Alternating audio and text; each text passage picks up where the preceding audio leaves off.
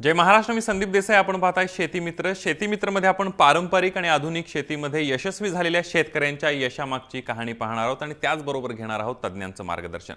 पहिली बातमी पाहूया पुण्याच्या जुन्नर तालुक्यातल्या एका शेतकऱ्याची. एका उच्च शिक्षित शेतकऱ्यानं परदेशातली नोकरी सोडून शेळीपालन सुरू केलं आणि त्या माध्यमातून ते आपलं चांगलं उत्पन्न मिळवतायत.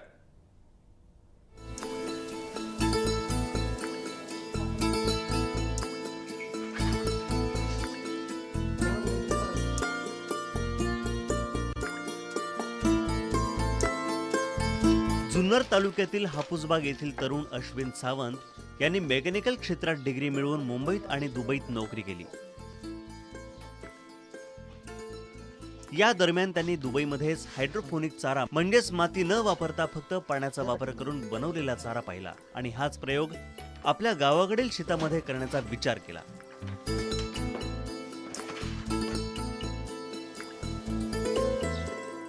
जुन्नरमध्ये एक 6 वर्षापूर्वी मी हा व्यवसाय चालू केलेला आहे. तर व्यवसाय चालू करायच्या अगोदर दुबईमध्ये असताना मी हा हायड्रोफोनिकचा प्लांट मी तिथे बघितला होता.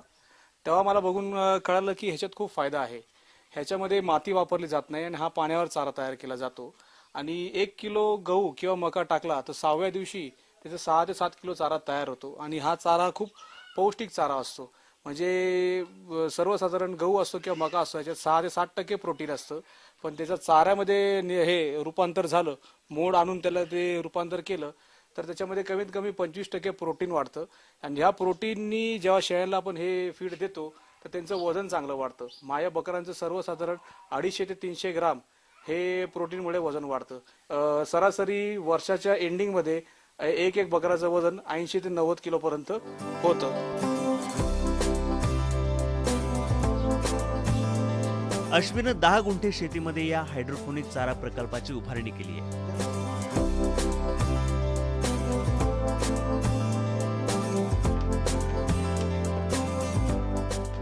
त्यासाठी बँकेकडून कर्जही घेतलं.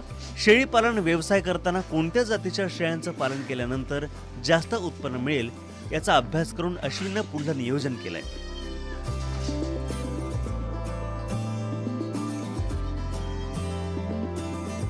चारा करायचं ठरवलं तर एकरी आपल्याला वर्षभरामध्ये एका एकरामधून साधारणतः 70 ते 80 टन आपल्याला चारा मिळतो. पण ह्या सिस्टीमने आपण चारा तयार केला तर साधारणतः 300 स्क्वेअर फीट मध्ये आपल्याला वर्षभरामध्ये 100 टन चारा उपलब्ध होतो. तर हे जे वीट ग्रास असतं, वीट ग्रास हे आम्ही कोंबड्यांना खायला घालतो. वीट ग्रासचे हे आपल्याला माहीतच असेल की ह्याचे फायदे किती आहेत. ह्याच्याने बरेचसे अल्सर्स पण हे चांगले होतात. परत कोंबड्यांना आम्ही हे वीट ग्रास दिल्यामुळे त्यांच्या अंडी द्यायचं प्रमाण पण वाढलेलं आहे, अंड्यांचं साईज पण वाढलेलं आहे आणि आमचं फीड कॉस्ट वाचलेलं आहे. दुसरी गोष्ट, ह्याला पाणी खूप कमी लागतं. समजा आपण शेतात जो चारा तयार करतो त्याला 80 ते 90 लिटर पाणी 1 किलो चारा तयार व्हायला लागतं, पण हे फक्त 2 ते 3 लिटर चारा पाणीमध्ये 1 किलो चारा तयार होतो. म्हणजे जिथे दुष्काळी भाग आहे त्या भागामध्ये पण हा चारा तयार आपण करू शकतो. ह्याचं फक्त एकच हे कंट्रोल करावं लागतं. ह्याला 25 ते 26 डिग्री मध्ये आपल्याला टेम्परेचर मेंटेन ठेवावं लागतं आणि ह्युमिडिटी आहे ती 60 ते 70% मध्ये ह्युमिडिटी ठेवायची.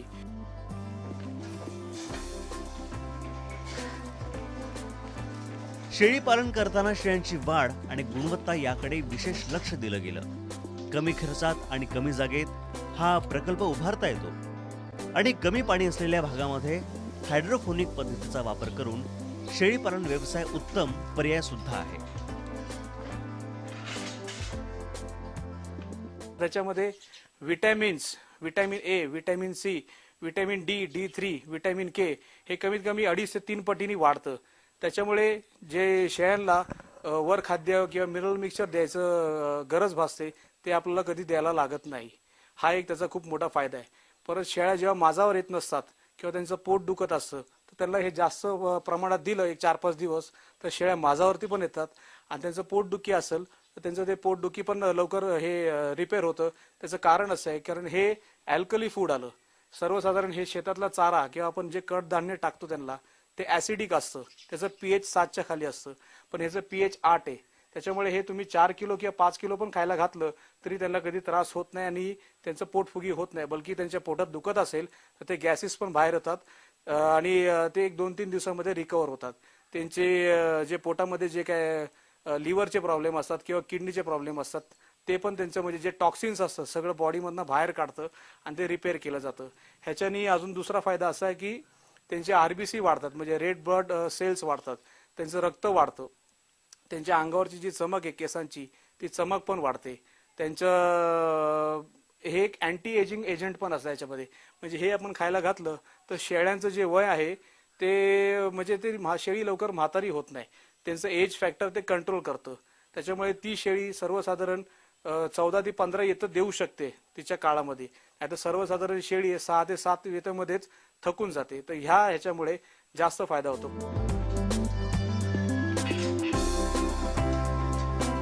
शेतकऱ्यांनी शेतीबरोबरच इतर उद्योगाचा पर्याय म्हणून शेळीपालनाचा विचार करायला हरकत नाही, कारण हा व्यवसाय अधिक फायदेशीर ठरू शकतो.